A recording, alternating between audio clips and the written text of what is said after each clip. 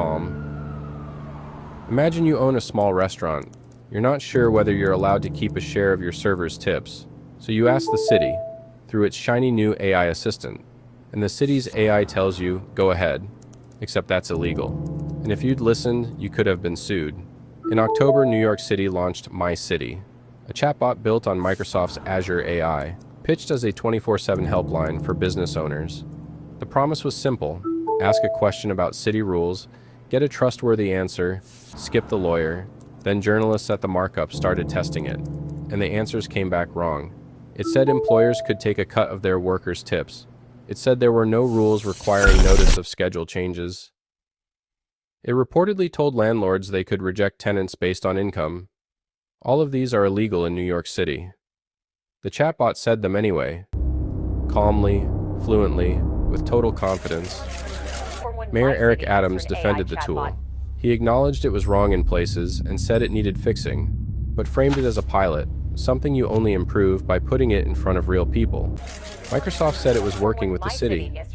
The city said it expected to reduce the bad answers soon, and the website got a new disclaimer.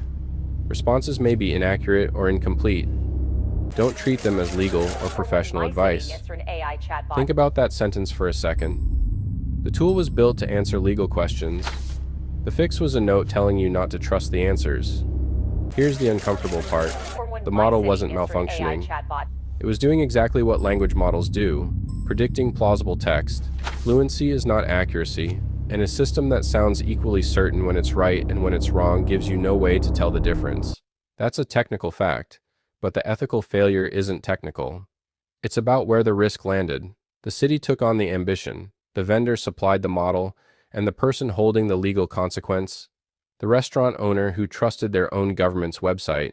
Andrew Ridgey of the NYC Hospitality Alliance put the problem plainly. If you have to go back to your lawyer to check the chatbot's answer, the chatbot hasn't saved you anything. So what does responsible deployment actually look like? 1. Match the tool to the stakes. Move fast, iron out the kinks, is fine for a photo filter. It is not fine for regulatory advice, where the error costs someone a lawsuit. 2. A disclaimer is not a safeguard. Real safeguards are grounding answers in verified sources, refusing to answer when uncertain, and routing high-risk questions to a human. 3. Someone has to own the output. If no one is accountable when the AI is wrong, the accountability doesn't disappear. It just quietly transfers to the user. AI in government isn't the mistake here. Deploying it as though confidence were the same thing as correctness. That's the mistake. The question we should be asking any AI system isn't, can it answer? It's, what happens when it's wrong and who pays?